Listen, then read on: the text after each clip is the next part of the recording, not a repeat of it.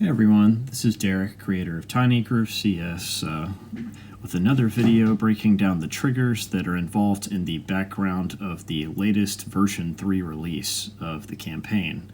There are very close to the maximum limit of triggers included in this mission. There's a ton of different things going on, both in the foreground and the background, and so this video kind of divulges how those things are calculated and produced and kind of explains specifically how this MOBA style map functions. This massive multiplayer online battle arena style map has a ton of background triggers. As you can see, there's bridges that move, there are crystals that move, there's loads of heads-up display functions that provide some context for the player in terms of their relative progress through the map, and there are tons of different upgrades that each of the characters can have. And then on top of that, there's campaign triggers that keep track of how many soldiers, spearmen, archers, dogs, mages, etc. that the player uses.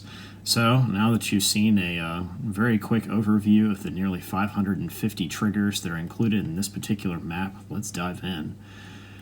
The first trigger is the first one the player is introduced to. It starts the match with really no preconditions. It's got one checkbox there, mostly just to make sure that all this stuff only happens once, and basically just sets the map to Nuru's theme to start with, converts the gates over at the players, or the opposing player's stronghold to be controlled initially from neutral, and then switches it over to player 2, which is our ally player, Tac Ops, in this particular map. Then spawns the other commanders for us to be able to control as player 1, and then spawns the opposing player's commanders, which consist of Ragna and Sigrid, along with a Giant and Volter that are already on the map. And the Giant is, of course, Dr. Bones from the Tower Defense and regular TinyGroove series. We've then set all the gizmos for the bridges to be down. We follow that up with modifying the groove for Nuru to set it at 100% to start. This kind of gives the player an early advantage in capturing structures over Tac Ops as the opponent, and the goal is mostly just to accommodate the player in gaining additional income fast.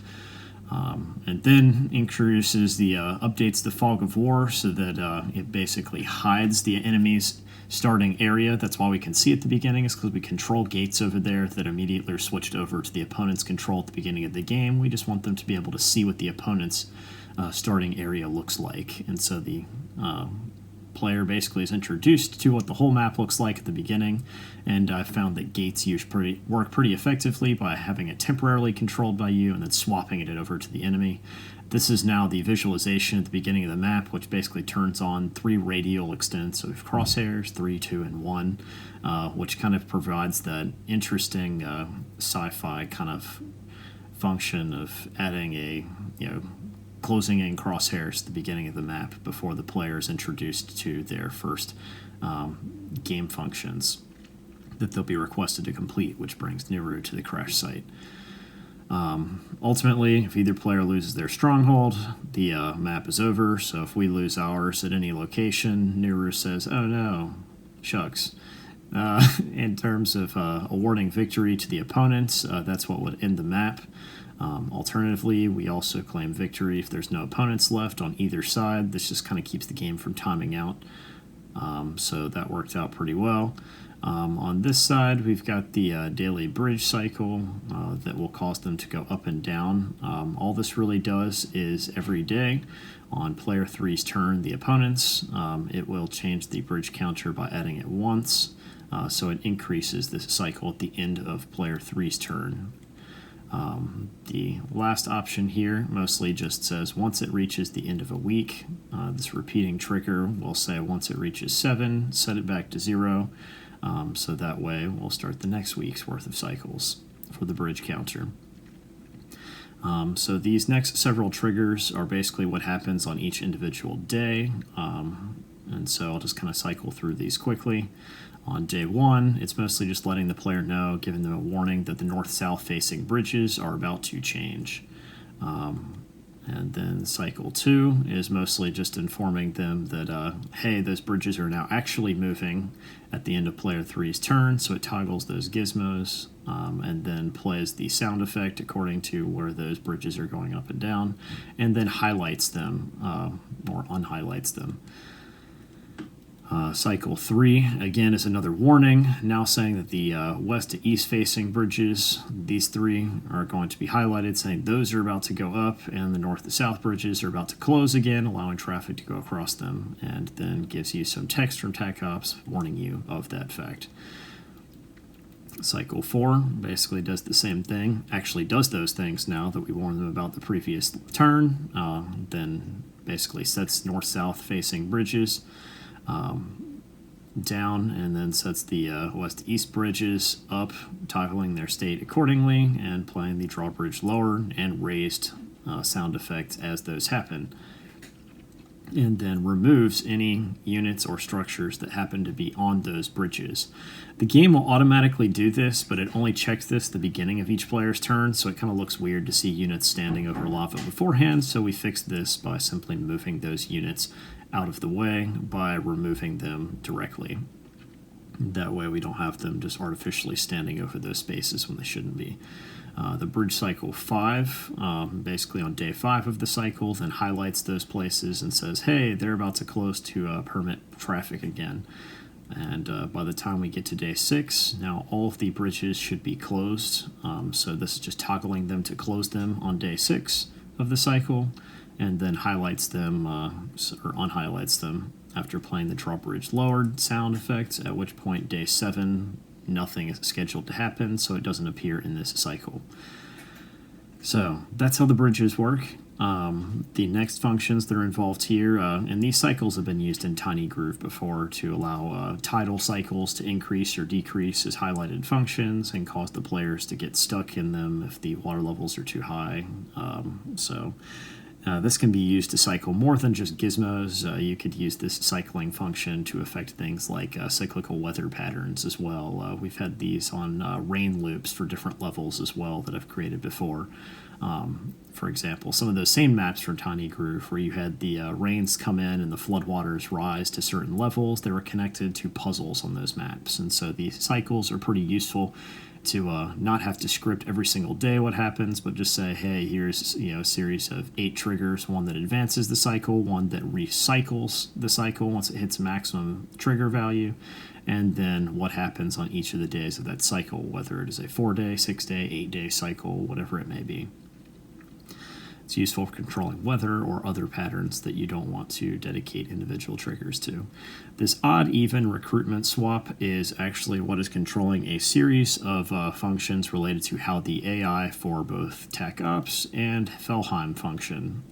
On player 1's turn at the start of the turn, it basically just says toggle this map to an even or odd recruitment strategy. This adds some diversity in this next series of triggers that are involved with recruitment. In this case, what this also does is it sets the enemy AI to aggressive each turn on player 3's turn at the start of the turn. It's not really necessary to set both the enemy's AI and their commanders to aggressive, but we've done this mostly just to make sure that new units that are spawned for each of those as well sets them to ignore their safety, mostly because if the enemy just stands still, then they basically just clog up the map. So we want those potential bottlenecks that are formed near the bridges and other places to have them continue to advance forward at the loss of their own lives in some cases, but when the enemy is basically impaling themselves on your own sword, the players usually don't complain too much about that. As long as you don't put really squishy units on the front lines, you should be fine. And this kind of minimizes the number of units that we have to track as well, because the enemy is basically sacrificing their own units to clear up the battlefield, which is kind of nice because they're also spawning a crazy number of units that is adjusted up or down by that odd-even cycle. Does player 1 have exactly one commander location defensive flag, and then also checks to see are the gizmos that particular location, is their state already true. If that's true, this is what's used for the flags at the bottom of the map, labeled 1, 2, and 3 for red, green, and blue, or excuse me, red, yellow, and green Flags basically changes this from a defensive stance to a balanced flag to an aggressive stance for the opponent, and basically just assures that only one of those is true. It plays a sound effect letting them know the lever's been pulled, and then updates the heads-up display. In some cases, I've set up the heads-up display to automatically keep track of what the AI stance happens to be. So that's for the defensive stance. This is if we're using a middle ground stance for kind of balanced. And again, all this really does is it sets the gizmos for the other triggers accordingly, and then sets the AI stance to 2 for a counter that is directly connected to how they function. In this case, this counter is just feeding to the heads-up display and also letting the player know what individual features are going to be included. This counter then tells it what types of units to build for automatic spawning functions, in addition to the fact that, of course, the player's actual AI is set to balance, which means they're going to build balanced units and aggressively attack the opponent as long as their units won't die in the process. So in this case, that's kind of how the balanced AI functions. It's more sophisticated than the guard function, which is basically just stand still unless you're within range of an enemy to attack. This will still have them advance as long as it's relatively safe to do so, whereas the aggressive stance doesn't really care about any of that and just says, hey, if there's enemies that might be ahead of us, it's going to track where they are and attempt to advance on their position no matter where they are on the map, as long as our units have sufficient health. And so in this case, I've just set their advance, or the AI, to aggressive for TAC Ops, and then set their recruitment strategy to 3, which is what tells them to build specific units attached to that counter. Now, here's a massive stack of triggers that basically tell us what type of recruitment strategy is being used. Is it defensive? Is it middle ground, balanced, or is it offensive? And then how many individual villages does TAC Ops control? And then is that toggled odd or even counter pointing towards an even number or an odd number? That will tell them where specifically to recruit those units for TAC Ops. And then you'll see at the bottom here, this is now the counter set for doing the same thing with Felheim. So this is why they're able to recruit a certain number of units. It is directly connected to how many structures they control. Let's look at the defensive functions first. So in this particular case, it's looking at if the defensive flag is true for that gizmo. Basically, do we have the switch turned on to make TAC Ops be a defensive ally? If that's true, then if the odd-even switch indicates that it's true, then we're going to first start to look at this when they have somewhere between 4 and 6 villages at any particular location. At this particular juncture, all that's really necessary is that they spawn 1 spearman in the bottom path spawn. So there's a top path to the left-hand side, and there's a right side path, which I'm kind of calling the Florin bottom path. So it's going to spawn a spearman in one of those 3 locations that are directly adjacent to where the stronghold is, towards the paths that are facing kind of to the eastward direction. So that would have them attack towards the bottom path. And so it's just spawning a spearman for defense. Now it's a nice counter if the enemy's building a bunch of knights. In this case, if it's again the same number of villages, but we're in a middle ground stance, it's going to spawn a soldier. And then in this particular case, if we have an even number that's appearing there and we have 4 to 6 villages, then it's going to spawn a dog. However, if we look at these same functions and say, well, what if it was offensive and we're looking at a defensive stance on an odd number? In this case, you'll see that it spawns a mage instead.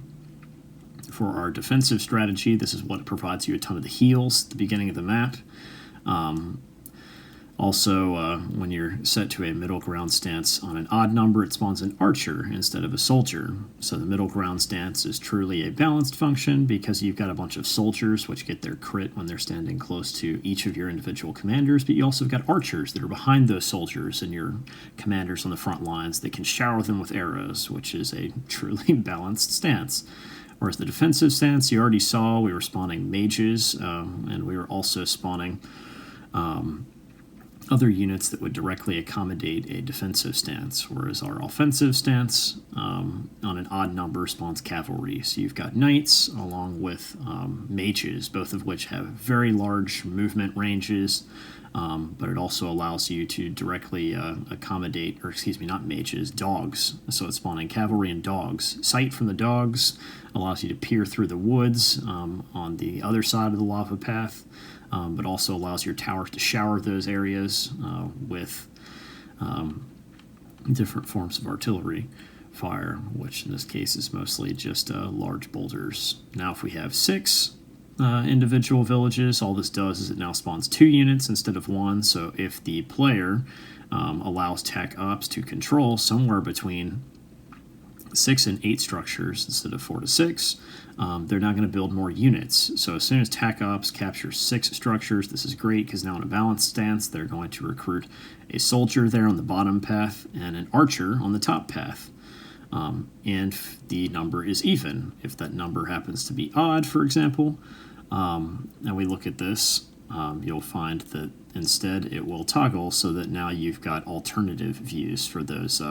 Basically, it just alternates what is spawned on each path. So now the archer would be on the top path, and the soldier would be on the bottom path. Likewise, we look at the mid-grade option here.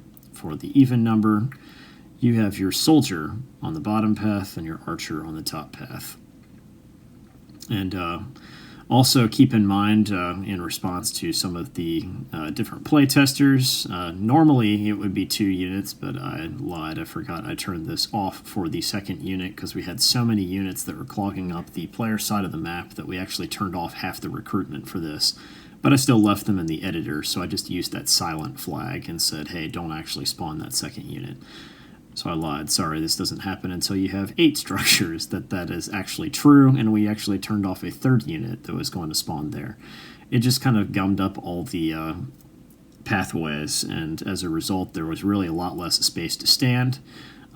So once the player has somewhere between, or allows Tac Ops to control 8 to 10 villages, there were supposed to be 3 units that respawn, but we knocked this down to 2 just because it was bottlenecking the map too much. Once they've got even more units, potentially I could reclaim some of these triggers by just deleting some of them, but right now still kind of in playtesting, so as a result, you can get all the way up to 12 villages that are controlled. And it says if they control at least 12 villages with Tac Ops, if they're aggressive, and you don't get in there and capture those villages before they do, as you expand across the map, you've now got them spawning 4 units per turn. Archers and soldiers, if you're on a mid-range strategy for balanced. If you're on a defensive stance, you'll find them spawning mages and spearmen. Mages to heal and spearmen to stop the enemy's archers, or excuse me, the enemy's knights that might be rapidly trying to make some ground across the map, and also an offensive stance changes this to dogs and cavalry. And again, the odd-even switch just changes what's being spawned on which path, the top path or the mid-range path. And some of this is also affected by basically where the enemy has placed their units. They're going to respond to that accordingly. Now, for Felheim's recruitment strategy, it's basically doing the same thing. You've got a count for Felheim villages. I've placed some extra letters there just to let me know where they're at. It stores the number of villages owned by player 3 at any location as the counter for Felheim's recruitment. The number of villages that is owned by them is just tabulated at the beginning of player 3's turn. And then Felheim's recruitment poll is automatically established as a repeatable trigger, and I have turned this off. At one point I had them doubling by basically just saying, hey, count this, and then add it to itself as a second counter for villages. I have turned this off mostly because the enemy was also producing too many units, so I set that to not double that number. But when I play tested this, the map was really hard, of course, when the enemy is recruiting double the number of units, because as you play through it yourself in version 3, you'll probably be wondering how on earth did you possibly beat this map with even more enemies spawning on a rapid basis. But when I was playing through this, for it to be truly challenging if you have completed all the achievements for the game, it really is like a crazy mode of just basically sniping loads of enemies with your long-range sharpshooters. and then just kind of moving in to fill in those gaps if you have claimed the hideout. Since those are mobile in this campaign, having mobile production structures really does allow you to move forward towards the front line pretty quickly. This just checks to see and allows the enemy to respond based on what Tech Ops is built. If they have 5 mages or more in any particular location, they're going to spawn counter units. In this case, they're going to spawn some cavalry. And this kind of puts this towards the top. So during Sneaky Dragon's playthrough, for example, he had the Tech Ops stance set to one that caused them to build a lot of mages and accommodate a lot of heals. However, they're pretty squishy when it comes to being targeted by cavalry from distance. And so as a result, you saw the enemy have lots of cavalry on the map to counter that. As Tech Ops' stance changed, so does what the game spawns for the enemy. And in this case, keep in mind, this is just what we are spawning outside of what they're also building at their barracks, which continues to round out their army accordingly. So in this case, it would spawn a dog if it counts a certain number of units that we possess. In this case, if we have at least 5 dogs, it's going to say, hey, spawn some mages for the enemy. So it's somewhat providing some counter units based on what we have in our recruitment pool. It's saying if we have at least 5 soldiers, hey, recruit some more of these types of units. And so this is just kind of putting them towards the top of the map. And I've kind of put a 2 at the end of their name just to say, hey, if there's at least 5 of them, but then says, hey, you know, what if we only control at least 2 of those units? It will try to spawn these as long as there's space to put them. And as long as they own a certain number of villages. And their recruitment counter says if it's at least 2, each time that this happens, it's subtracting from the recruitment counter based on how many villages Felheim controls. And there's also a separate trigger that is setting it to if the enemy commanders are capturing structures, they're technically player 4. It automatically transitions control of any units that are not the enemy commanders to player 3, which is basically the enemy's AI. So it really does function as kind of one of these MOBA or MOBA style games, which is pretty cool. Basically, the enemy's commanders are standalone, and then also our commanders are standalone, controlled by the player. And all the battle that is truly being initiated by the 2 AI can be directly affected by the grooves of those commanders. But it's not unfairly counting this. In this case, it's got a counter, making sure are there at least 2 points in that counter for the enemy's recruitment pool. If so, take those 2 points away and spawn them an archer. For the example that's shown here, asking, do we have at least 3 soldiers in Tech Ops' complement of units? So it just basically is using this type of trigger pool, and at the very least, if we have very little, if somehow we have made it so that Tech Ops is super defensive and his units are being wrecked, this also allows the enemy to control less units. So if we're getting swamped, the enemy is also going to have their AI have less units, mostly because, yeah, they're going to have a lot of structures, but because a lot of their assisted recruitment methods using this counter is dependent upon what Tech Ops has in his army. Yeah, the enemy might be rolling in dough, but the game is not going to help them recruit anything extra beyond what they can recruit from their barracks. So in this case, it's just simply going to say, hey, recruit some soldiers based on what we have available. If there's at least 2 of them, the enemy's army is just going to consist of soldiers, basically. Which is still not great because they still get their critical hit when standing next to the enemy commanders, and of course Volter can spawn some of his own. So that is how the enemy's recruitment methods work. Now you'll see a series of triggers that are associated with, and in fact this is the example trigger I described, where if the enemy controls any particular units or structures, in this case it's focusing on structures, it just transitions those structures to player 3 to make sure they are censused accordingly and feed Felheim's recruitment pool. This is just a series of commands saying, hey, what happens if we lose Nuru? Well, it's going to check first to make sure that there is space for her to spawn down there in the Florin Hero spawn pool, which is a square 2x2 in the bottom left-hand corner, and then reads out if that is true and Nuru is gone, put her back on the map in one of those 4 spaces and center the camera over there. so she can say her dialogue line and remind the players so that they don't forget that if she's not on the front lines, she still exists on the map. Since players have different play styles, we just want them to be aware of where Greenfinger went, for example. The same sort of thing. He has his own line and then puts him back there on the starting point. Likewise, it does this for Wolfar and the twins as well. Again, just checks to make sure that there's less than 4 units standing in that space, whether they're ours or the enemy's. If we are clogging up the map, that's something that we want to account for.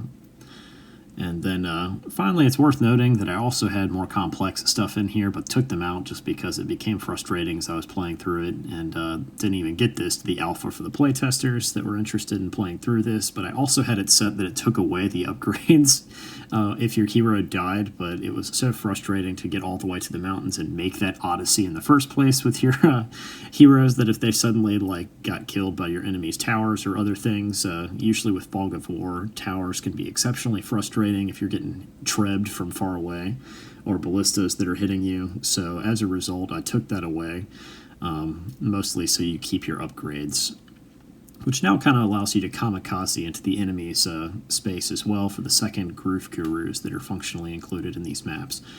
Then it does the infamous Dr. Bones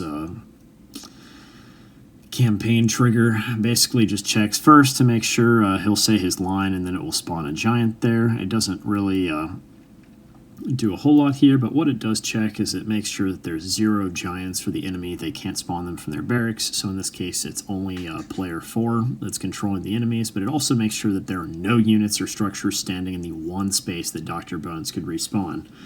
Unlike the other units, Dr. Bones only has one spot he can stand in, because at one point, giants couldn't stand on flagstone or carpet, and apparently now they can or something, and so as a result, just in case this changes back to where giants can't stand on carpet or flagstone, because keep in mind, these are meant to represent the inside of a castle. There should be giant golems being able to stand in there, but presently in the current play setting, giants, I think, can stand on those areas, so as a result, there was only one spot that he could be spawned. It's in the front left-hand corner of the enemy's top right square of spaces that they could spawn, and so I didn't want him to get stuck in a space that he can't move out of, because they can't walk across flagstone, but maybe they can exit it if they're spawned in that space.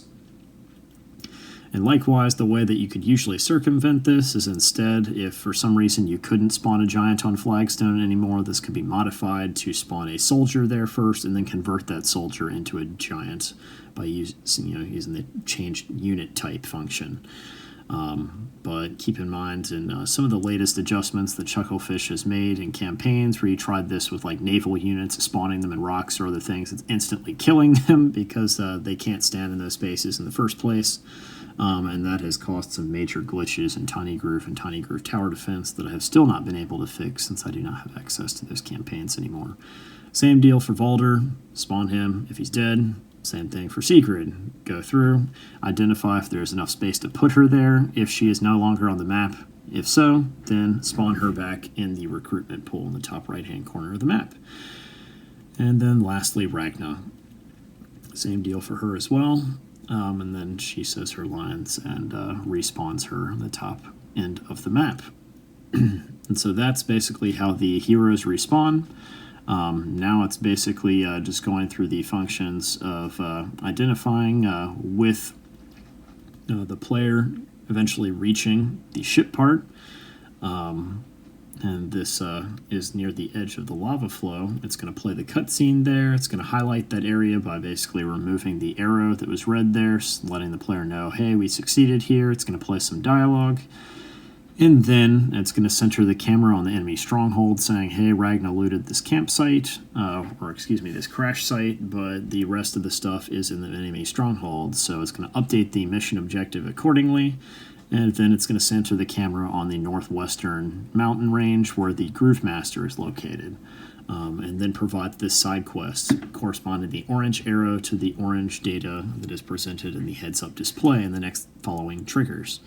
And then that's really all that there is to it. And then we created a map flag that says, hey, new revisited the crash site, which several other things after this are contingent upon. And then it updates this HUD or heads-up display for the AI stance to true. What this does is you'll now see these next three features are all the heads-up display, and they are triggered when that flag is identified for Nuru has visited the crash site, and then checks to see did Nuru visit the Groove Masters yet. In this case, if that's false, then this is what would show in the heads-up display for saying, hey, we made it to the crash site, but there's a new side quest down below in orange that says, hey, bring Nuru to the Groove Masters. And then it informs us that Nuru is surprised they beat us here, and then changes that heads-up display for AI stance to false. You'll notice that these unique triggers are only set to play once, mostly because it's not likely that they will change their stance. But if I wanted this to repeat, I could simply use that updated AI stance function to modify that accordingly here in the conditions to check and see did we update that AI stance. Which is basically saying it's going to update this again if they flip the trigger to a different function, but since there's probably only 2 to 3 turns at most that may happen between when Nuru goes from one place to another, first going to the crash site and then following up to go visit the Groove Masters, I just set this to update once, but you could change that to update multiple times if you wanted to. In this case, it now has a separate trigger function that I just described here, where this is a repeatable trigger, but it doesn't act like you just went to the crash site if it's 2 to 3 turns later. It has slightly different dialogue, so that's why it's saying, okay, updating our AI stance is the reason why this would happen, and then accommodates that accordingly by setting that AI stance to false, but first checking to see was it true in the first place. And does this for each of the stances, the average, balanced, and offensive functions. Now we have a series of triggers here that cover each of the 6 individual tower emplacements and then builds those towers accordingly. Now what this does here is we basically have a trigger that is identifying using that same odd and even trigger function. We have one that cycles through for building ballista towers or trebuchet towers, and it's basically these several are just controlling, does the map flag say 1 and is it blue indicating it would build a ballista, or is it 2 and is it a teal colored flag or cyan colored flag indicating that a trebuchet should be built in that space. And this is all triggered based on whether or not this odd and even flag is being toggled to yes or no depending on what its Boolean orientation is. And then is checking this for each of the tower sites for 1, 2, 3, 4, 5, and 6. It does this for each of those flags. So if you look again for flag 6, it's checking the same thing and saying, hey, is it odd? Build a ballista like normal. If that's not true, then hey, build a trebuchet instead. And right now we're not actually even doing any building. This is just showing what the flags look like. So if it's an odd number here, and that's true that it's an odd number, then you would build a ballista like normal. And show a blue flag with a 1 on it. And then this is this alternating counter that says, hey, check and see, is it player 1's turn? Is it at the end of a unit's turn? So we don't have these flags cycling during the other players like Tech Ops' turn or the enemy's AI and combined turn with their commanders. Then it just toggles that map flag to be on or off. Next, you've now got a bunch of flags associated with each tower. 1, 2, 3, 4, 5, 6, 7, 8 individual triggers that are connected to each tower site. Why? Because there are lots of different options. First, we could build a ballista tower there that is controlled by us, the player. Conditionally, for that to be true, we have to have the money to purchase a ballista, which is 800 gold in the current meta. We also have one player that has any commander in that space, and then it's going to check and see, is the flag indicating that a ballista should be built? Is it true? And then if so, build the ballista tower. In this case, what it's going to do is it's going to check, does any player have less than 4 of any unit or structure at the location tower 1. And then it's going to teleport the our commander to an adjacent space, which is just the north, south, east, and west directions. If it's possible to transport a unit there, some of our tower emplacements are next to lava, so some of those only have 2 units available. Tower 2 is an example of that. I'll show you that in a second. But right now, it's basically saying, hey, set the map flag to true, which stops the flags from cycling at that site, and basically make them disappear while the flag, or while there is a tower position there. But it also says for all units and structures at location tower 1 for any player, it's just going to set the damage taken to 50%, which makes them a bit more tanky, representing kind of a, an immovable tower. And then provides you with the text informing you that, hey, they're taking your gold to build that ballista tower, and it does that accordingly by taking it away from player 1. That's you, the controlling player. However, there are other conditions. For example, well, what if you succeeded to build a ballista tower, but in this particular case, are the funds for player 2 at least 800? So what this is really checking is saying, does player 1 have exactly one of a commander at location tower 1?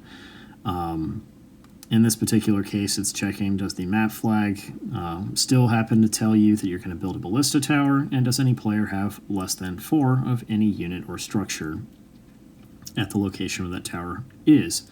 What that's checking is making sure there's space to teleport your commander over to an adjacent space. If it's crowded on all sides by TAC ops or the enemy AI's units, it's not going to let you build a tower there because it can't move your commander away from that tower space to put one there.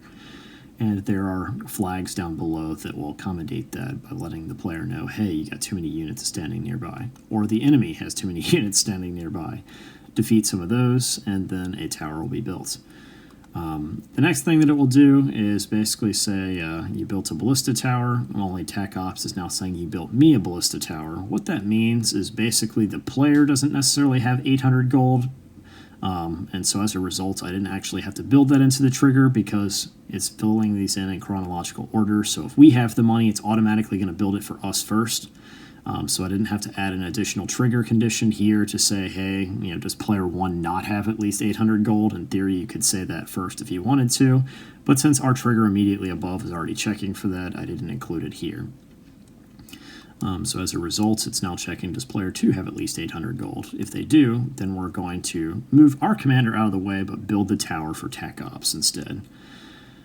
And then finally, we're not the only ones that can build towers. Player 3 can also do the same, or excuse me, player 4's controlled commanders can do this, and it will build a tower for player 3. So basically, once they're there, it also takes away the gold for the enemy and says, hey, the enemy erected a ballista tower in these spaces. So it's just changing what the text says and still modifies this for any unit or structure at that particular position, which is just the ballista that we spawned in that location, and updates that. Likewise, it does the same thing now, but saying, hey, do you have at least 1,000 gold? If so, then player 1 gets a trebuchet accordingly, and says still, hey, there's a tower there. Likewise, if we don't have the 1,000 gold and player 2 does, then build it for TAC Ops instead, and so they're going to get a trebuchet tower in that spot. Likewise, player 3, same deal. They're getting a trebuchet tower if it turns out that it's this flag is off and it codes for building a trebuchet tower in that location, and still does the same thing and sets the damage it would incur to 50% of its normal damage. And then there are these last triggers that say, well, what happens if you have failed because there's not enough space to put something there? It's first checking for us to see, do we have a commander there? It's not going to bother to tell us if the enemy commander can't do this, but basically says, hey, don't crowd the build site. There's insufficient space to build a tower, at which point the build site in those areas next door, it would let you know this. And there's also a flag that says, hey, if you haven't already warned the player before, since this is a repeatable trigger, we don't want them to keep getting spammed with that message, so we set that flag to true, at which point these are all reset at the end of the player's turn. So it won't warn you more than once that this is true. Well, what happens if the funds for player 1 are less than 800 and player 2 doesn't have enough? If you or TAC Ops don't have the money, obviously no towers built, and it gives you that insufficient gold message. Likewise, has a similar message for trebuchet towers, only in this case it's checking for, if neither of you have at least 1,000 gold, then you don't have enough to build a treb tower either, and sets a flag likewise to let the player know, hey, we've already warned them about this turn, don't tell them about it again. And then rinse, lather, and repeat for tower 2, 3, 4, 5, and 6. The only difference that I'll point out here is Tower 2 is directly adjacent to a lava flow, so you'll see this say, instead of 4 units for the north, south, east, and western directly adjacent spaces, there are only 2 of them, since we're not counting the 2 that are directly adjacent to the lava flow for those. So, in this case, you'll see that it will ask, does any player have less than 2 units, because there are only 2 ground spaces to stand on. And then it just says, hey, we built a tower there, hey, TAC Ops built a tower there, hey, the enemy built a tower there. In this case, all ballista towers, or did they build treb towers there for trebuchets? And then the regular failing messages for either not enough space or not enough gold for each of the respective towers. And that's a lot of triggers. You just control these stationary spaces, but in a true massive multiplayer online battle arena map, there should be some stationary targets like towers for you to be able to capture and attack with. It's just unique that WarGroove allows you to do these sorts of things. And then this is kind of your reset daily warnings flag at the end that says, hey, is it at the end of the enemy player's turn, turn off all of these flags to false. So instead of toggling them, it just sets them all to false, letting us know that, hey, this is functioning. But also you'll see this one at the bottom here for portal transport. This only allows you to transport 1 unit through the warp gates in the top left and bottom right-hand corner as well.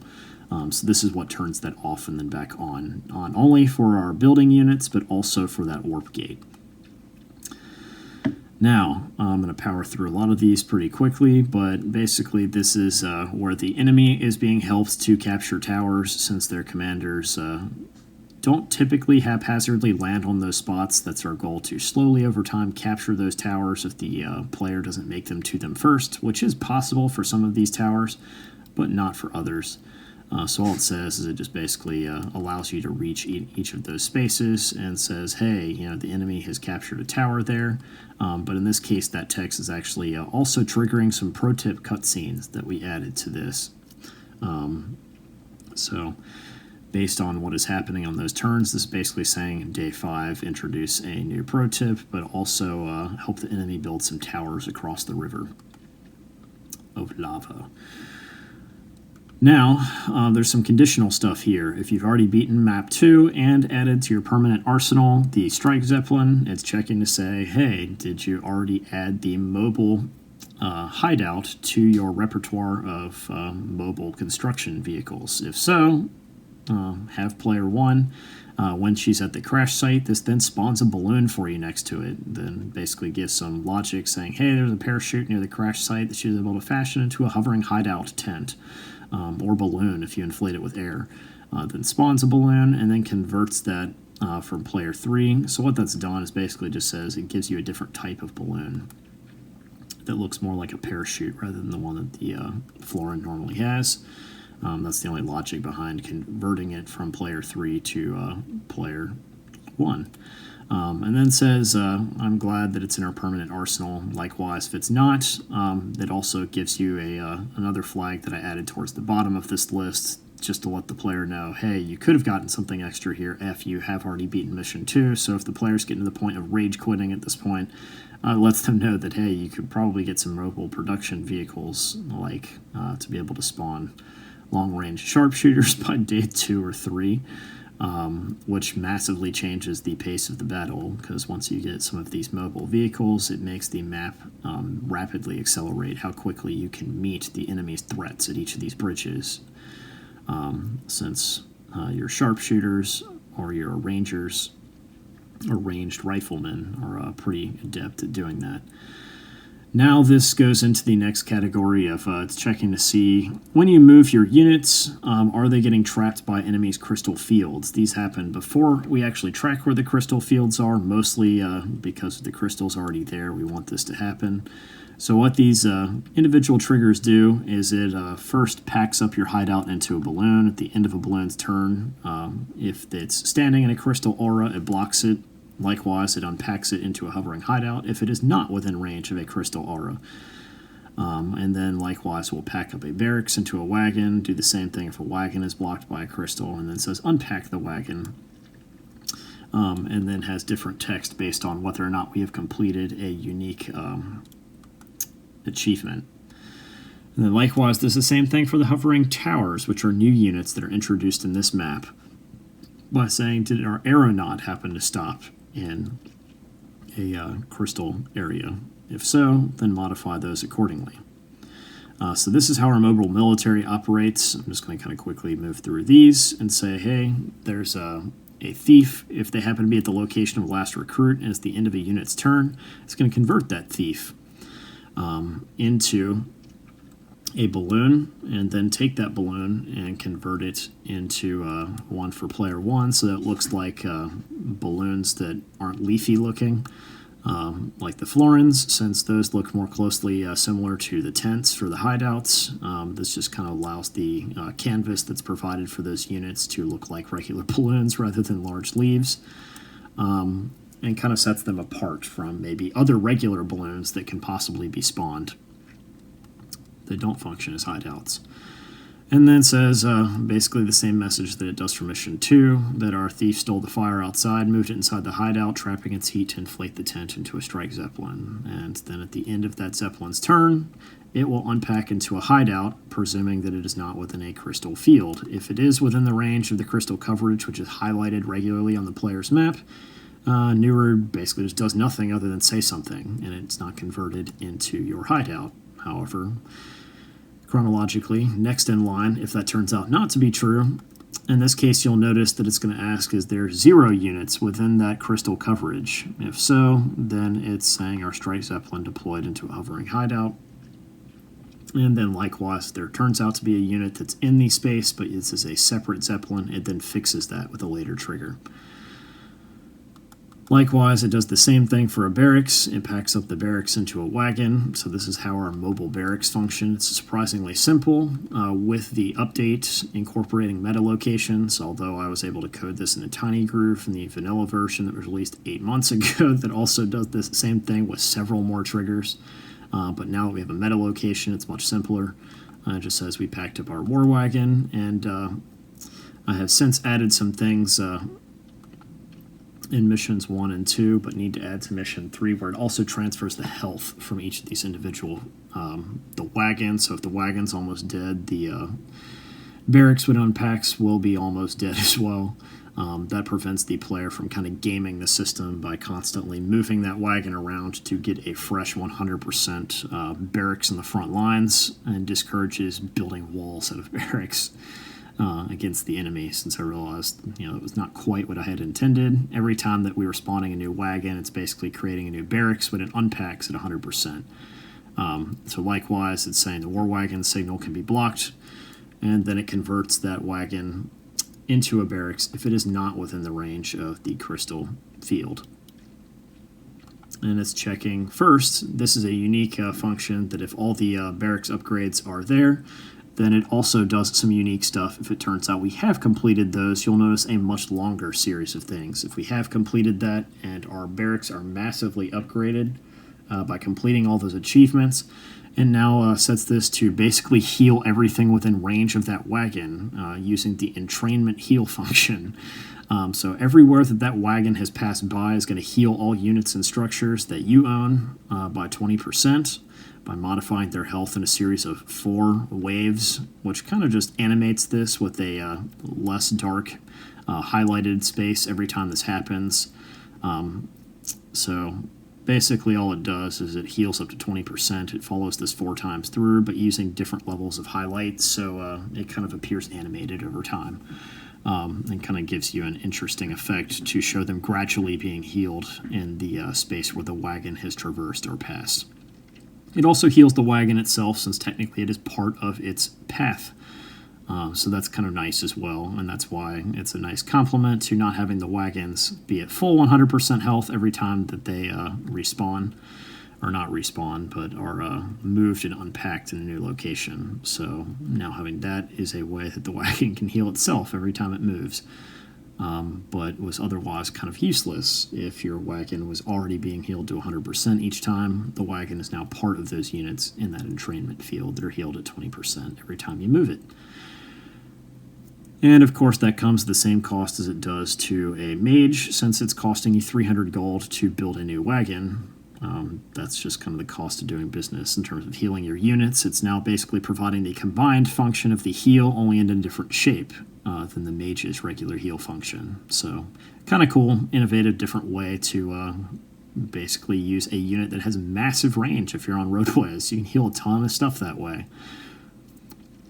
And likewise, our aeronauts, it's the same sort of deal. Packs it into a tower, or packs the tower back into an aeronaut. And likewise, this unfortunately removes the function of your regular flying aeronaut units because they're being changed into a tower each time. But of course, you can still, the added benefit is that you can recruit balloons from these towers, which are, of course, mobile structures in and of themselves when they unpack somewhere. So it's kind of cool that you've got at least that adjustment according to how balloons can function. And there, on the next map, there's going to be some crazy stuff you can do with some of the units that can be spawned from these flying structures, including basically having some of these individual units function as carriers, and that's well, they'll spawn loads of bird bombs. So yeah, stay tuned for version 4. Nuru basically is when she visits the portal. I added this after Sneaky Dragon did his playthrough because one of the complaints naturally is that it just takes a long time to get to these spaces. So basically what this cutscene is introducing is there's actually 2 of them right in a row. You'll see this is where Nuru has arrived at the Groove Guru on the northwest side, and it plays a short cutscene which I've basically just kind of cheated to add the Caesar howling sound. It's just a small cutscene that spawns Caesar and then immediately has him howl and ends. So the player won't even know that really a cutscene unless you happen to notice the fraction of a second that the cutscene window appears, which if you blink you'll miss it. But it howls along with the sound, which is kind of the player's hint that it's like, wait, Caesar? Followed by the cutscene where Nuru is introduced to the Groove Master, which is a dog, and that's pretty funny. At least made me laugh as I was putting this together. And the dichotomy of this was that there was supposed to be the second Groove Master was going to be Enid the cat, and I was like, oh, that'd be funny, you know, a dog and a cat, or like the people that are enhancing and making these people's grooves super powerful. So all this really does is it does several things. It plays a cutscene, tells Nuru what her improved groove happens to be, which basically doubles the amount of gold that she receives, which allows her then to also have a little bit more cash flow to spawn more units. It's going to convert the gate near the player's south end to a barracks, and that now enhances her groove, mostly because that barracks is going to be set by a different trigger, mostly to just constantly end its turn at the start of player 1's turn. So you're not actually able to use that barracks. It's tells the player that it's broken under a separate trigger, but having that barracks on the map now enhances Nuru's groove to allow her to recruit all the units that a barracks normally could. And within that complement of units that a barracks can normally build is a wagon, which is awesome because now if you spawn a wagon for, instead of 300 gold, it's the double at 600 gold. That's why we've doubled the amount of income the player receives from structures that player 1 controls. So those that your commanders capture, it then takes away the 500 gold that it charges, mostly because this functions as a shop, and then says center on the northeast portal.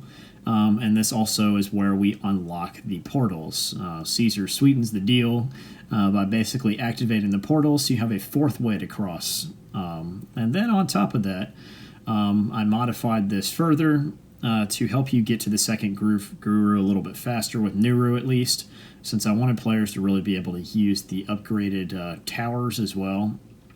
And so these aerial recruitment options are available when you visit the second Groove Guru, but it just took like 8 turns to get over to the other side. So I changed the terrain on the map, but also made it where basically she finds a unique tunnel that allows her to make it to the other side of the map. It also changes this AI stance function again, which will update the heads-up display, and says, hey, did Nuru visit the Groove Master? Yes, that's true, which now unlocks it for all the other grooves, for your other commanders to be enhanced if they go there as well. So you can have them standing by nearby if you already knew this is a thing that was going to happen. after you've taken Nuru to get there. And so then it says, actually, there's a tunnel beneath the lava flow, and it kind of teleports Nuru over to the other side of the lava flow within like 2 spaces of the other Groove Master, which, you know, depending on how the player has been playing, if they're playing aggressively, Nuru would be just fine. If they've been turtling in their base, Nuru may die like the instant she makes it to the other Groove Guru. It just really depends on whether or not they've actually been pushing close to the lava flow by the time she makes it to the first Groove Guru. It's a one-time use sort of deal, so I add some text basically saying, hey, you can't, you know, teleport across the map using these tunnels that I added, just to increase speed of the map a little bit. And this was kind of just at the behest of players that play tested this and their video playthroughs, which are featured in the complement to this video. All this checks for is, does Nuru happen to be at the Southeast Groove Master? Then this is saying, hey, Masteress of Grooves, and this is where you're introduced to Enid. For some reason, the game doesn't have any sort of cat sounds, so the dragon roar, since she's a really formidable cat. And then it plays the cutscene for Mission 2, or for the Groove Master 2, which then enhances your groove further, changes all the gates there to a tower, and again, same deal as the barracks. The tower can't actually build anything, but it does allow the teleport beam groove of Nuru to be enhanced further, where now she can recruit movable towers if she builds a flying unit in the form of any form of aeronaut for her group, which is called a leaf wing for Florin. And then changes that HUD to update again, saying, hey, Nuru made it to the second Groove Guru, and then changes that map flag to true, that she's visited the second Groove Guru. It's hard to say as a tongue twister, but this just basically allows the player to track what they've accomplished, and then this is what actually upgrades the not just the groove of the unit, but also enhances the rate by which the groove is upgraded. So it sets the turn spent at the beginning of each player's turn, or at the beginning of player one's turn, excuse me. It updates this to say, hey, the barracks where we spawned one for player one should automatically end its turn every turn. So you can actually use the barracks, but it allows, with a player controlling that barracks, Nuru the option of recruiting units that would normally be built at a barracks. You have to have one on the map in order for it to work, and so that's kind of a logical loophole that basically has to be addressed. You've got to have one on the map, but nothing said the player had to be able to use it. So in order for you to really accentuate Nuru's groove, it also has to charge faster. So it charges 15% faster if you visited one of them, and her health is increased by 5% additional to the normal 5% already incorporated in WarGroove. And then if you've also visited the second Groove Guru, then that counter is set to 2. And so if it's at least 2, it's also at least 1, which means it then doubles this by saying set your tower instead of the barracks to also end its turn. So both 1 and 2 would happen, which then accelerates the groove by another 15% and increases your health regeneration by another 5% for a total of 30% groove increase per turn on top of whatever the game normally gives you per turn, which is usually relatively minimal depending on your commander's groove charge, which is different for Nuru than it is for Greenfinger, Wolfar, or the twins that you control, and likewise is the same for the enemy. Their grooves are not necessarily being augmented at a faster rate, but it certainly feels like it because they're constantly battling things. So it seems like Sigrid and others may constantly have their grooves charging, and for Volder it seems like every second or third turn he's spawning a new soldier somewhere. So, and they're not even having their grooves technically augmented, although the game says that they are. It just kind of feels that way. So that's how these work. Now here's a series of triggers that basically makes the cache upgrades function. Mostly, it's kind of still clunky the way that this has to be done, so it eats up a few triggers, but it says, well, if Nuru's upgrades are at least 1, and it's player 1's turn, then we're going to start at the start of the turn, it's going to count the number of villages that Nuru has, storing that as a counter, and then reads that in as a counter saying, is that value exactly 1? If so, then modify the gold for player 1 at the start of the turn to give them an extra 100 gold if your gold is doubled. If it's tripled, well, guess what? If it's exactly 2, it's going to add another 100 gold on top of the fact that it already did this if it was at least 1. So it's going to give you 200 gold because it's going to triple the gold income if you visited Enid on the other side of the lava banks. And it does this for every village that you have. So again, if we're looking at now the count of villages that the player owns is exactly 8, then you're going to get an additional 800 gold, plus another 800 gold if it is tripled. So if you visited both of them, basically this provides you a massive amount of gold later on in the map if your player happens to control more of these units. Alternatively, if you own this many units, it probably means Tac Ops owns a lot less, which means it's going to be up to you to recruit a ton of the stuff at this point, which, if you're the player, and obviously you're playing WarGroove, the whole point is that you should be able to be playing TinyGroove and control the map. So if you are squelching the resources that Tac Ops has available, by default, the AI is going to recruit less units, but it's depending on you to protect everyone and build more. So if you're trying to play the game by capturing as many of the structures as possible. If you want Tac Ops to work as a meat shield that slowly advances forward, set them to aggressive and let them capture a bunch of structures. And keep your controlled commanders back behind them so they don't die until you get to key areas that you want to damage, like knocking towers out of place with grooves, like the twins or Wolfars, or if you're using Greenfinger to bait them onto the bridges before they're about to open, you can do that too. So this is Greenfinger's Groove Master update. Again, it says salutations, pup, what's up? And then plays that cutscene where Caesar howls. Same deal, cue the cutscene, take your gold, and that's it. Likewise, you go to the second Groove Commander, or Groove Master, and it does the same sort of deal. It plays the sound effects, and then automatically says, well, yay, his groove is also upgraded when visiting the second Groove Master. Greenfinger's groove also has a complement of triggers that are connected to them. It's a lot less than Nuru, of course, but in this particular case, all it really checks for is that you visited the Groove Masters first, and then his Groove Master upgrade is kind of the same deal as Nuru's, only it doesn't spawn a structure. 15% faster for each level of the upgrade for their groove, and it also checks for some other interesting things. The second trigger for visiting the second Groove Master is down at the bottom because it does some extra interesting stuff, like healing your vines once you've got both Groove Masters visited. It's basically also doing something really interesting. With the Double Trouble update, you now have the option to move vines with Greenfinger's upgrade. You could already move the vines before, but now when you move the vines, it turns them into crystals. And what this does is it basically turns them back into crystals at the start of the player's turn. It says move them or end their turns to transform them into crystals. So at the beginning of the turn, all this really does is it says, does player 1 have at least 1 of crystal at any location? If that's true, then it's going to tell you at the beginning of your turn to move your vines or end their turns. And so it's going to tell you this the start of your turn. And then likewise, it's going to say set all the upgrades to true. This is a flag that's turned off, but I use this for diagnostic support. So basically it's saying, did you beat mission 5, which doesn't even exist yet? If so, set all of the grooves to the max for Nuru and all of her compatriots. And this allowed me to test all of the upgraded grooves, make sure they work correctly without having to play like 12 turns in the map to get all this stuff. Likewise, Wolfar, same sort of deal. When he visits the Groove Master, same stuff, only his cutscene is unique. And so as a result, it's going to update the AI stance for each of those. If he visits the second Groove Master, same sort of deal, upgrades his groove further, takes 500 gold, etc., etc. When his groove is upgraded, each of the commanders is a little bit unique, so instead of healing extra, Wolfar's damage that he takes is a lot less. He's very tanky, he's big, so as a result, I made him only take 50% damage from all sources with the first upgrade, and this changes it with the second upgrade.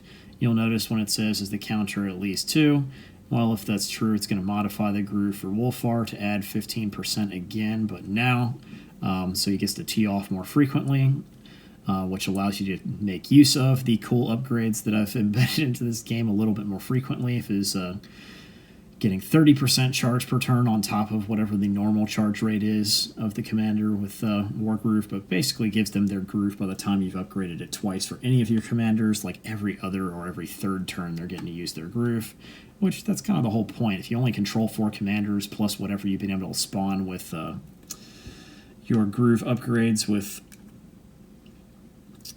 Nuru, this just gives you a few more options to keep things interesting. depending on what your recruitment strategy has been. So this now gives him only 25 damage from any and all sources, which makes him a true tank towards the end of the map. And then this is basically saying if Wolfar's groove happens to be exactly 0%, meaning he just used it, does player 1 have exactly 1 of Wolfar at the meta of last unit used, and did Wolfar happen to be directly responsible for killing the unit at that particular location? If so, then it spawns in the area of the Ultra Groove, as I've called it, for the location. It just checks where did the unit land, and then spawns bird bombs at that location. If the unit that he hit died, spawns one there, and then likewise does it also spawn one for the last defender if any of the other neighboring units that were nearby within that space also are affected, and then zones that out to a blank value. And this applies for both commanders that may be damaged by proxy. They're usually not the immediate target since Wolfar's Groove can't target them directly, but if he happens to kill Sigrid or Volder by proxy, by hitting another unit next to them into an area that damages and defeats them, then player 4 will also spawn more there. So go for the trifecta. You can spawn multiples of these that way. It says Wolfar's move for healing your groove. Basically, he's also got the added benefit after visiting the first guru of doing kind of this entrainment function behind him that heals units, much like your wagons can if you complete all of the mission objectives from mission 1. Your wagons get this, but now Wolfar's groove, which is slightly less useful since his movement range is only 4 to maximum. But ends up being even less if terrain are affected. But it still heals Wolfar when he uses his groove. So the conditions for that basically do the same thing as it does for the wagon. It highlights a bunch of stuff in his movement path and then changes his groove to be 1% so that it doesn't try to trigger this again the next time a unit moves. Errol and Orla are the last group. They visit the Groove Master, same sort of deal. They have some dialogue, their grooves get upgraded, and they're awesome. I mean, they're already awesome before, but now they're super awesome. And now they're mega super awesome if they go to the other Groove Guru.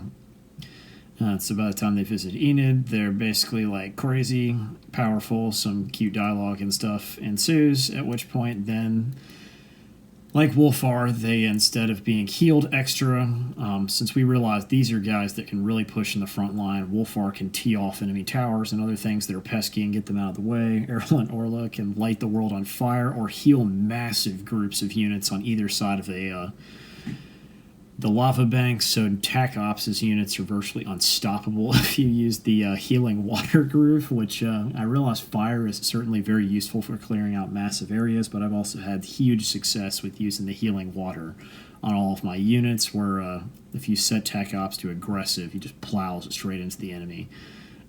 As long as you complement them with some sharpshooters that clear out bottlenecking spaces that just like pushes straight into the other side of the map.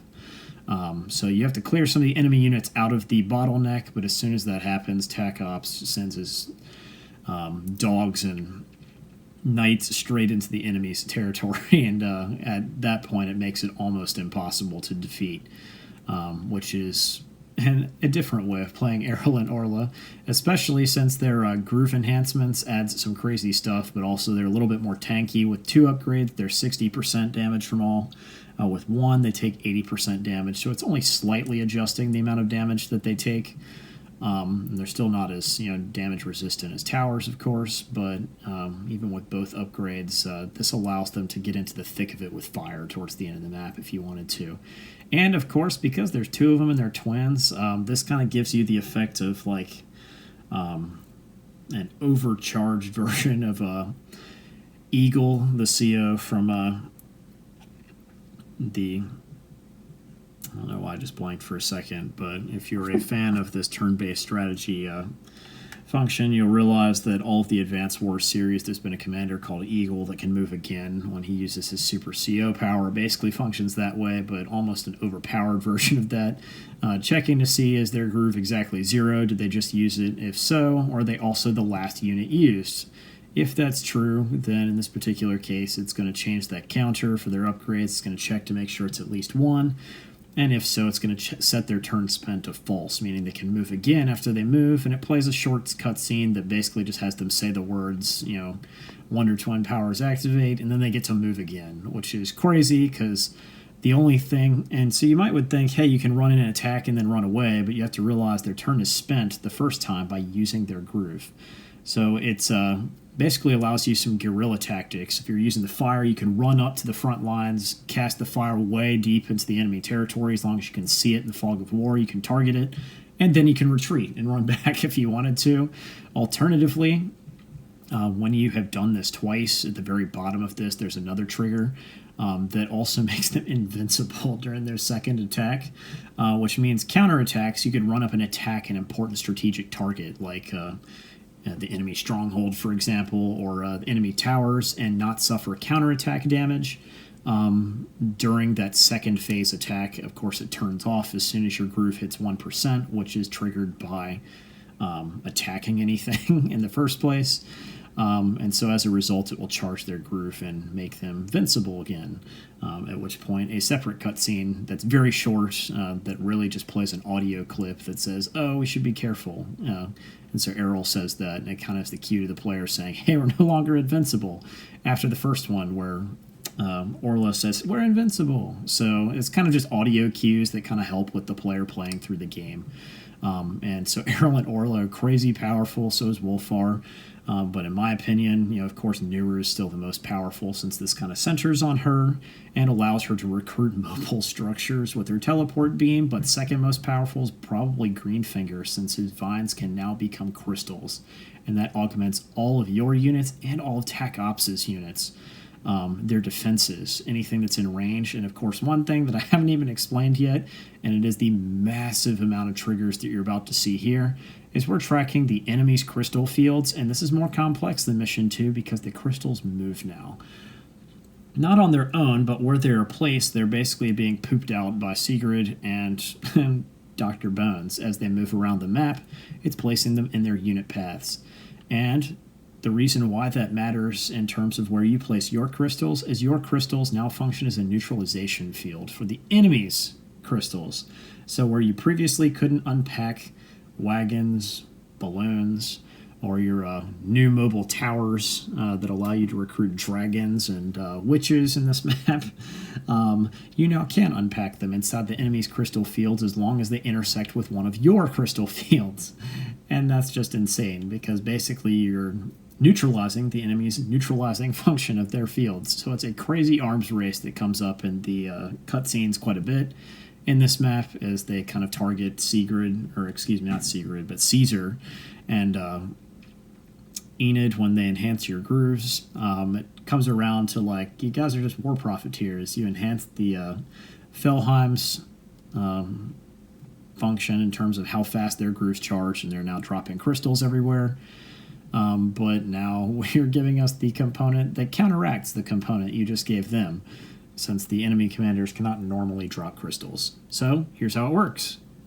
Basically, it's asking, does player 4, the commander player for the enemy, have Sigrid at the last unit used, and is there exactly 0 of crystals? So if there's not already one there, in case they double back over their previous path, in this case, it's saying, well, if there's exactly 0 crystals, the meta of the last location for the movement path, and player 3 has less than 6, so it's not going to gum the map up with 30 crystals for the enemy. As long as there's less than 6, spawn a new one. It plays a sound effect, letting the player know through the fog of war that, hey, this has been created, but also we're tracking that using TAC Ops, and so you'll see that giant highlighted area across the map, even through the fog of war. Lets you know that if you can move your wagon through those areas, you probably shouldn't drop it somewhere or end its turn somewhere where it is highlighted, because that is going to basically block your deployment. And that's going to spawn a crystal there for player 3.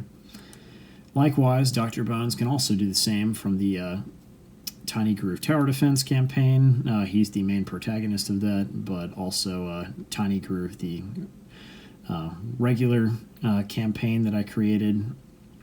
He comes up a few times in that, and he has functions that kind of allow him to build things. So again, same effects, but spawn that in the movement path for Dr. Bones, which, since he's a golem, has a movement unit range of 5, so he can build these a little bit more readily than Sigrid, who's just a regular commander with 4 as their movement range. So now you've got players that are basically checking to see for Sigrid, is she the last unit used? And then it automatically checks to see, well, if that's true, then set the flag for crystal 1 to true, indicating we dropped 1 here, and it's going to move the location to the only crystal that's in that path. Since we checked to make sure there's only 1, it's not going to drop a second one there. So as a result, it's going to move the location of the crystal, which is just a single 1 pixel space, but also the aura shape to that area, which covers the shape of a normal crystal aura. And then it's going to change the map flag for Sigrid as the last unit used to turn that off to be true. So if this is the case where Sigrid was the last unit used, it's just ensuring that we don't double up on how many crystals are being placed there. Likewise, this would create a second crystal that would be provided the index of 2, saying, well, okay, this is crystal 2. It's first going to check, is there 1 in the slot for crystal 1? If so, then make it unit user number 2.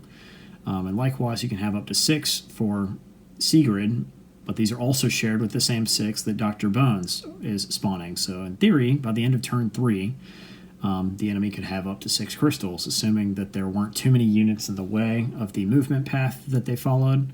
And likewise, as they are destroyed, since these crystals do fade with attrition, they lose 20% of their life per turn, just like Emmerich's normal crystals do. So as a result, these will continue to smatter all over the map wherever these folks have moved. And wherever Tac Ops has kind of drawn the attention of Dr. Bones and Sigrid, that's where you'll find the crystals, usually near the front lines after turn 5 onward. And so, as a result, it's basically just tracking where those crystals are and indexing them accordingly, all the way up to crystal 6. First, checking to make sure, is there already a crystal 1, 2, 3, 4, and 5? It's possible crystal 3 was destroyed by one of your units or your towers. It's possible crystal 4 faded with attrition in the previous turn, so first it would replace crystal 3 with a new one. Using the command up here for Dr. Bones for crystal number 3. Or it would do the same thing for Sigrid if she's the first one to move. Since, of course, the enemy changes what order they move these commanders. Maybe Sigrid gets moved first in one turn versus whether Dr. Bones moves first among the 2 of them that can create these crystals. And then finally, before the long list of these, is it's going to check and say, hey, these crystals, they're destroyed. It doesn't prompt you with any sort of message. It just unhighlights the area and stops us from tracking it as part of the broader area of the crystal coverage, which you haven't even seen listed here yet, but that is where this massive list of crystal coverage fields comes in. And I say massive list, if you have 1 crystal, it's basically looking through and saying, hey, is there only 1 crystal, and is it crystal number 3? If so, set the location of crystal coverage to the union using Boolean logic for locations to only crystal 3. In this case, I just got lazy and said the union of crystal 3 and crystal 3. Only because we're about to be combining all of the crystal fields in ranges. So if there's only crystal 6 for some reason, which is possible if you somehow defeated crystals 1 and 5 before the enemy's next turn.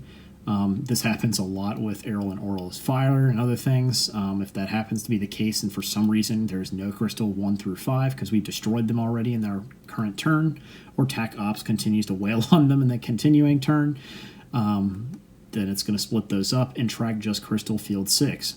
Unfortunately, we now have to track all of the possible combinations for these 6 individual fields.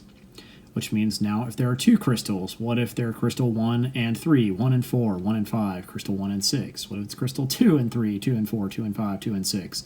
Again, because the way that these are labeled, it's not possible for there not to be other crystals that are relabeled other ways, so as a result, it updates these fields accordingly. For if there are 3 crystals, well, what if there are all combinations of 4 crystals, all combinations of 5 crystals, and then finally, what if all 6 crystals are there? It's going to update these fields accordingly to the union of each of those spaces.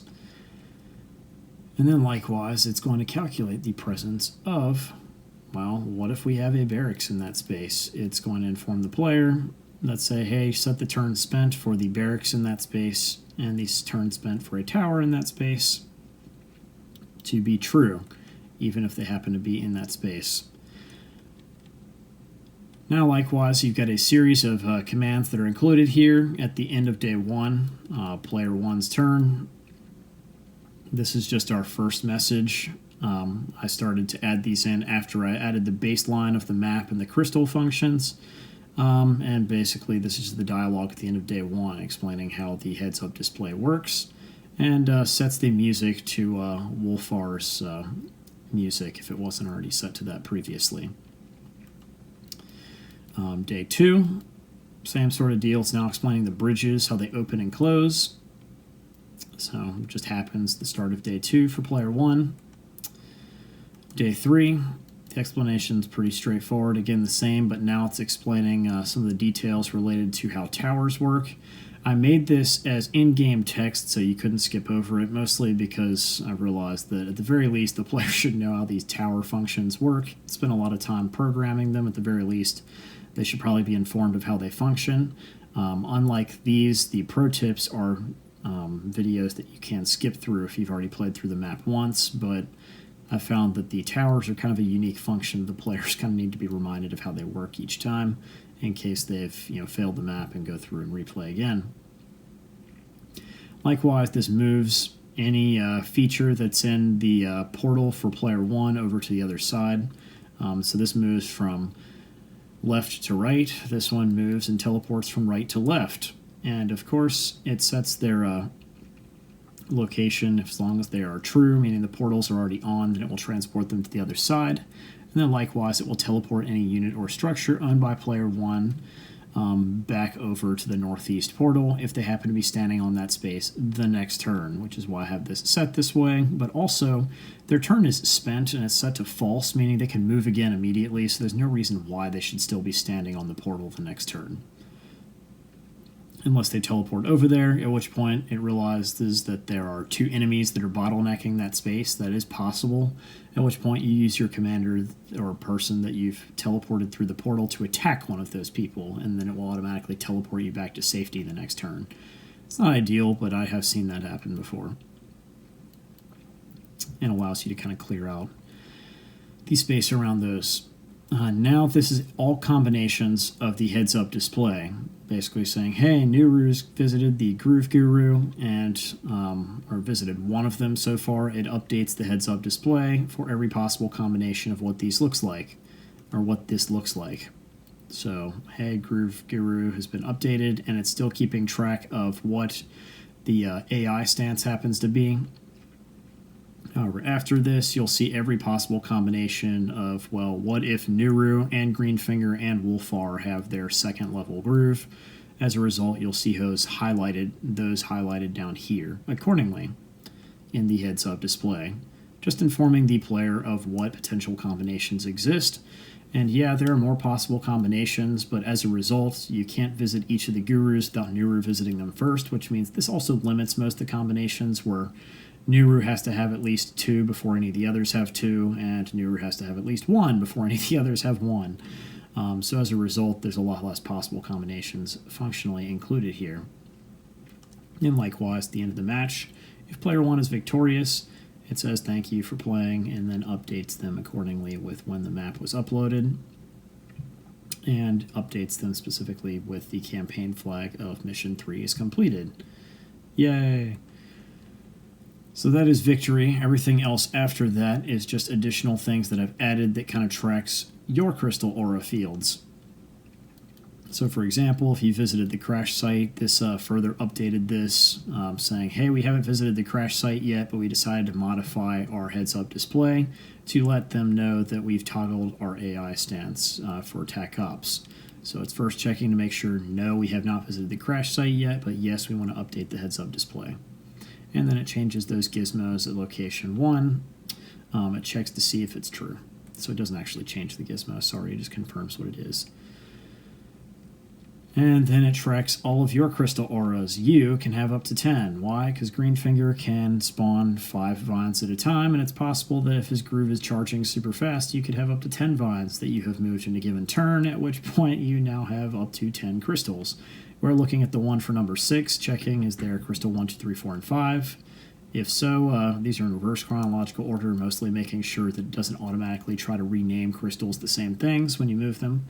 And so it confirms that, yeah, there isn't already crystals 1 through 9 first before it labels a new one as 10, and then tracks its location by moving the location of player 1, that's you, crystal, to that space, and the crystal aura, which is also a separate field shaped in the space of a crystal aura, which is then used to basically follow whether or not those crystals still exist. If they are destroyed, then it removes those spaces and sets the highlights to off, and sets the map flag for that crystal to no longer exist, and does not census it with the other crystals. Now, after we've kept track of whether or not those crystals exist, again looking at crystal 10, saying, hey, is there a 0 crystal where there was previously a crystal assigned in that location? If so, is the map flag true? Set it to not true.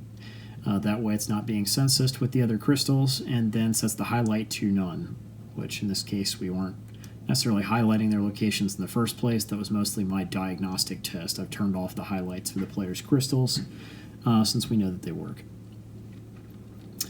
Then it updates these crystal fields, which are actually pretty simple, since all we have to do is we're not necessarily directly combining them with the enemy's crystal field. What this does is it says, well, if we've got the map flag for crystal 1 is true, but crystal 2 is not, we're going to update the field accordingly by saying set the location for player 1's neutralizing crystal cover to the union of crystal aura 1 and player's crystal aura 1, which is just one field. If it turns out there are 2 of them, then set the union to 1 and 2 for the player 1's neutralizing crystal cover. So we're basically creating a crystal coverage neutralization field and loading all of our combined areas of our crystal auras into it. So in this case, if we have crystals in those spots, all it's doing, and again, keep in mind this only technically matters for the player's turn, because the only reason why the crystal neutralization field needs to be tracked at all, if you're looking at the map flag, setting it to true versus false for each of these, the only reason why the neutralization field matters is on the player's turn. So you are probably wondering, you're like, well, what happens during the enemy's turn if they attack these and suddenly there is no crystal field 5, but there was one for 7? At that point, it doesn't actually necessarily matter, because these crystals all turn back into vines at the beginning of the next turn, at which point the player has already deployed their barracks or tower or hideout, and these don't have any effect on gameplay. I've neutralized this last one, which was a function of mostly just saying set them to the same array of values as blank. Turns out I didn't really need to zero this out each turn, since the crystals break themselves, and the previous ones, when they're all broken, are there. And then likewise, this is also, so this is the one that I was just looking at, so this does not exist in the game, but previously I was also neutralizing those fields, which turns out I didn't want to do. Now that we know where our neutralization field exists for Greenfinger's crystals relative to those that the enemy, that for Secret and Dr. Bones have spawned, we now are overlapping those spaces to find the intersect between where are their fields and the crystal coverage, and where are our fields in the neutralizing crystal field. It sets the location to the intersect between those 2 spaces, which says, hey, these areas in the intersection are important. And then likewise, does player 1, player 3 have at least 1 of crystal at each location? If we have, both of us have crystals, in this case it's going to calculate the difference between the 2, and then represents them accordingly. Which is pretty cool, because basically what that allows you to do is unpack your stuff inside their crystal fields, which is kind of cool. Because you may even possibly get a message saying it was blocked, but then it still unpacks into a barracks or whatever else anyways. So that is how the crystal neutralization functions work, and this is also the highlighter at the end, basically saying, does player 3 have at least 1 of crystal at any location? If so, highlight the location of that crystal coverage field. So this is where the highlighting for that field actually happens, and it sets the highlight of location player 1's neutralizing crystal cover to 0, and it updates the crystal coverage accordingly by saying update it to none, then highlight the location of overlap of player 1 and player 2's crystals to none, and then changes that crystal coverage zone to be the ground pulse only, which is that highlighted light color that you'll see kind of advancing towards you and represents where the opponent's crystals are with the difference being that the crystal coverage field in our prior differencing function has now updated the crystal coverage field to be the difference between the location of crystal coverage and the location of our neutralizing crystal cover field. So that is handy to know where those spaces are. And so this is constantly updated as long as each of us has a crystal in play, which at the beginning of each of your turns is not true, and that's why the crystal coverage field readapts to being the entire space of wherever there are. That way you can move your crystals deeper into enemy territory or pull them back accordingly. You can also use them just like vines and bait the enemy into attacking your crystals or other things, especially if their resilience is enhanced by your super groove. Once you've had it enhanced with the second groove guru, your vines are healed by 20% at the beginning of your turn. And since they're all transferred from crystals back into vines, our second groove guru enhancement is down at the bottom. Green Fingers upgrades basically goes through and says, well, in this case, if you have at least 10 of crystals for the player, that's kind of the max that I wanted to dedicate space to track. And so this is kind of just rewarding the player for pushing the limits of the game and says, hey, you get an achievement for that. Here's achievement 9 for having 10 crystals on the map simultaneously, which means you have to move 10 vines in a given turn. And then this is where the game is trying to allot space for an 11th crystal. And they're like, hey, we're not going to dedicate more triggers to figuring out where 11, 12, 15, 25 crystals are.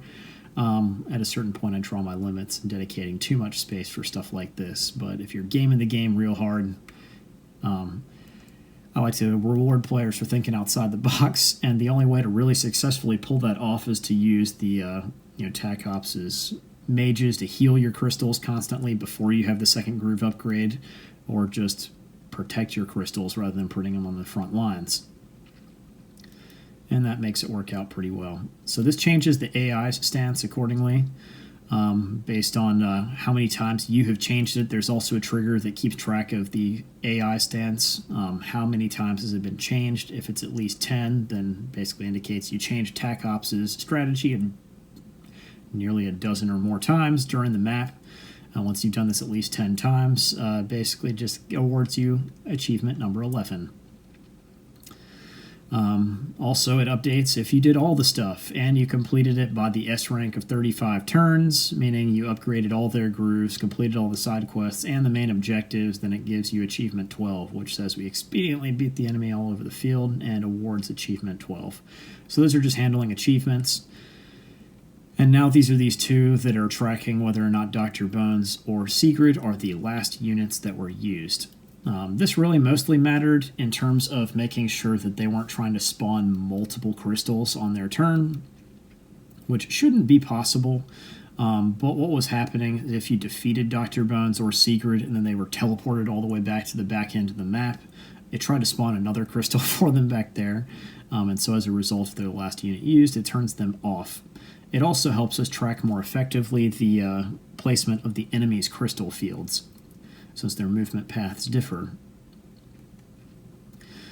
Finally, this also makes sure that there's a note to the player, since some folks are confused with a barracks that doesn't have the option of moving each turn.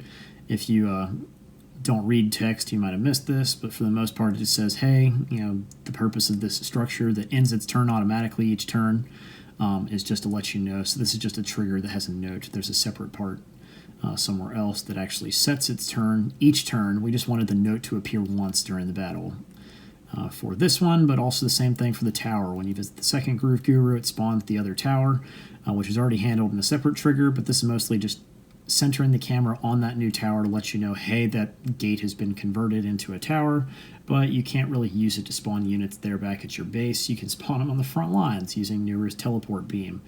Or you could spawn a unit that becomes one of these mobile structures, like a thief, if you want to move your balloons around or something like that. So your mobile military functions that way.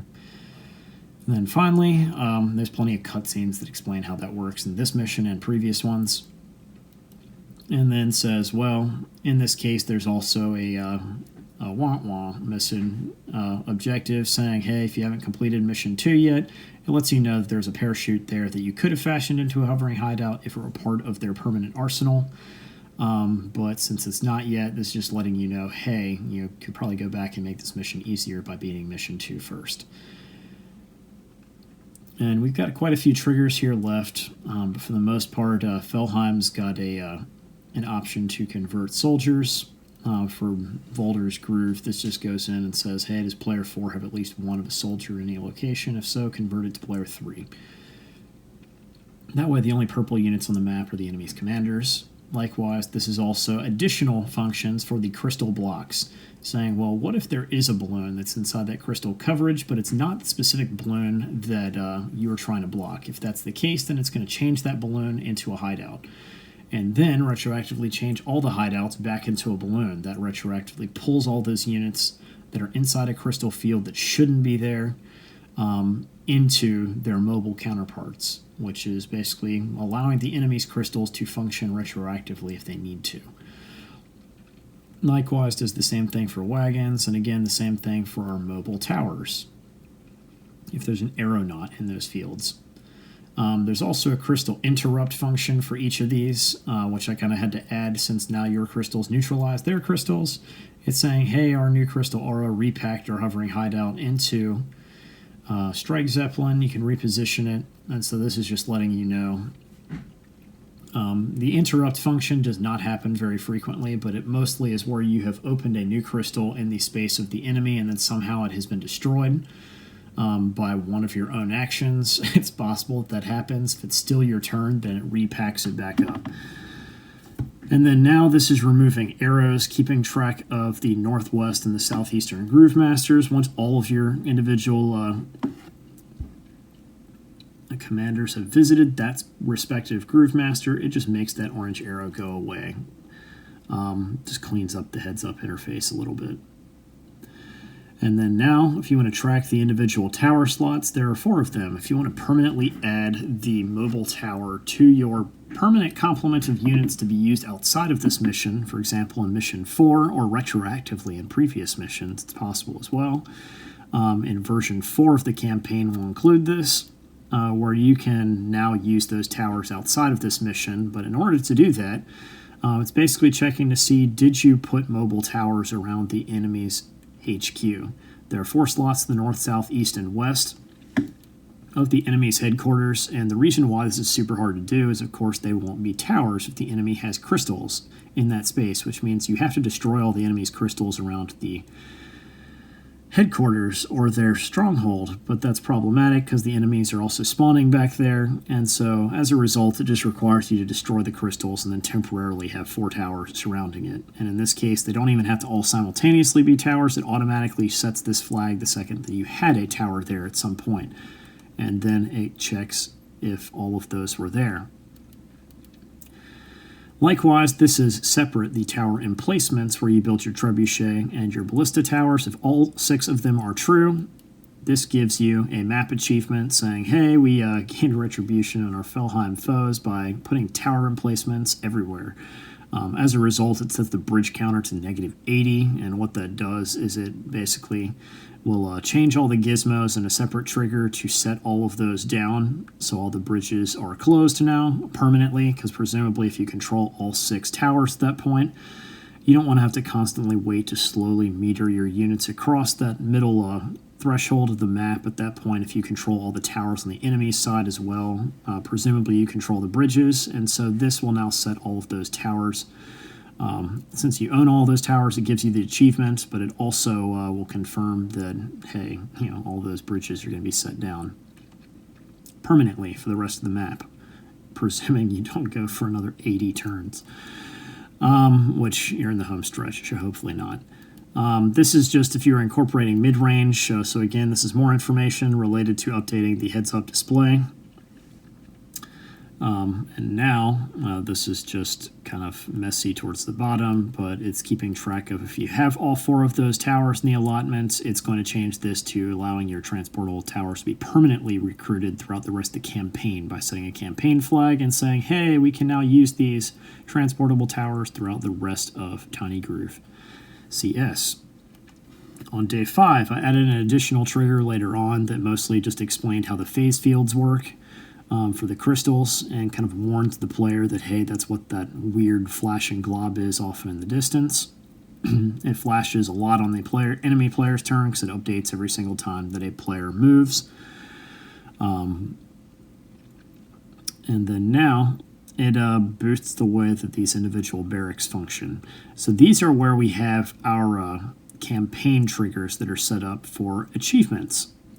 Your hideouts and your barracks and different individual structures are functionally attributed at the beginning or the start of the match before the match even begins. It checks if there is a campaign trigger for whether or not I have completed enough achievements to enhance the health regeneration of my structures. WarGroove already does this at 10% for all structures, like villages, but also our mobile structures, if they are still in the configuration of being a mobile structure.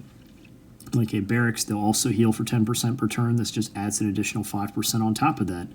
If campaign flag barracks 1, a 5% increase per turn is true. If 10% is true, then it's going to heal it for 10% per turn. These do not stack, so it would turn off the 5% at the campaign flag level and turn on the 10% flag back at Nero's crash site, implemented in version 3. 15% is if we've completed 3 out of the 4 achievements for Mission 1, and then if we completed all 4 mission achievements for Mission 1, our barracks regenerate health at 20% per turn. On top of that, if we happen to move our barracks that turn, and again, these are just notes letting the player know that, hey, these things are turned on. These are not actually making those work. We only want the note to appear for the player once the start of the match. Now each turn, without any text accompanying them, actually does the work. In this case, the campaign flag is on, it's the start of player 1's turn. It's going to modify the health for all of the individual units that are coming out of your barracks. So I apologize, that's not the barracks that is healing those health. It's the units that can be spawned by the barracks are enhanced by 5, 10, 15, 20% per turn. If I go to the 20% option, and all 4 of those have been achieved, your soldiers now regenerate 20% per turn. All of your spearmen, all of your dogs, all of your mages, and all of your archers at 20% per turn. Likewise, this also can function for the hideout in Mission 2. If you completed all of those, or excuse me, one of those objectives, it adds 10% cover per turn for units that are in forests. So this enhances only units that can be built to the hideout, which are thieves, which the only way that you can have a thief that still functions as a thief and doesn't become a mobile hideout is to spawn it with your teleport beam groove, which I've done, and it's actually really useful because the enemy has loads of overlapping crystals, but they can run straight in and immediately take down villages the enemy has available. But also most satisfyingly, I beat the last mission by basically spawning, or the last turn of the game can be quickly gamed. If there's a free path to the enemy stronghold, you can actually loot it, and that was pretty amusing. So based on the way that this works, and that will effectively give you a lot of gold. So the way that this is set up is each of these individual boosted notes all the way up to 40% is when all 4 of those achievements have taken place, is you have now increased or enhanced the defense of all hideout recruits, which would be thieves, through Nero's teleport beam that don't become structures. But these could also be your hideouts. So in this case, the way that it works, the units that are spawned from your hideouts, if you've got sharpshooters that are hanging out in the forests, not only can they not be targeted by enemy sharpshooters if they happen to have any, which in this case they don't typically, but it also enhances their defense by 40%, which is huge, but only for hideout recruits. So not all of your units, mostly because it'd be super overpowered, or anyone that's just standing in the woods, but only units that actually need to use these guerrilla tactics, like your thieves, which are pretty squishy in open terrain, but can be significantly enhanced in the many plethora of woods that are available on the map. And likewise, it also lets you know, hey, if you did all 4 of those and you happen to have the balloons in your control, it also gives you the Led Zeppelin upgrade, which makes your balloons super powerful. So who cares if they get stuck inside of a a phase field that doesn't let them unpack as a balloon. They're basically a giant floating wall, and so since they're 80% more powerful in terms of defense, that means they also only take 20% damage from all sources. And now this is the one actually doing the work again. Each turn, it boosts their strength in terms of defense for your riflemen and thieves, setting the damage taken to 90%, and for even loaded thieves as well. It's important not to forget them, but also if you've got riflemen, you set all of those back to 100% if they are not standing in the woods. So it's just checking to see, is that on, and is it player one's turn? Likewise, it does this all the way to 40. If I were a little bit more elegant with this, I would check and not even bother to actually calculate this unless there's at least one of those hideout units. But since I would have to create a separate trigger for each one of these, I did not. Since you may have riflemen, but you may not have thieves, or vice versa, you would need separate triggers to handle that. So instead, I just have it, if the campaign flag is even on, do it. Which unfortunately adds to the computation that's required to actually calculate this, but there aren't a lot of conditions. It only calculates it on our turn at least. So it does not really calculate updating whether or not they're in the woods or not, which shouldn't really change a whole lot unless Wolfar has like punted something into a different area, or somehow we've been affected accordingly by changing where our position is when it's not our turn, which still technically Wolfar's groove is our turn, so scratch that. The way that this works now is it's mostly just checking to see what the stock for our units should be. And I will cover this in a separate video directly related to how you keep track of how all of your individual units move around on the map and how you budget for how many dogs, mages, archers, etc. are used. And then it provides text saying, hey, at the beginning of the map, this is how many you carried over from the previous mission. There's 5 mages there that you have remaining in stasis pods, and so because this is a survival campaign, you have limited availability for a lot of your barracks units, which kind of prevents your barracks from being overused since other units are not quite tracked as readily.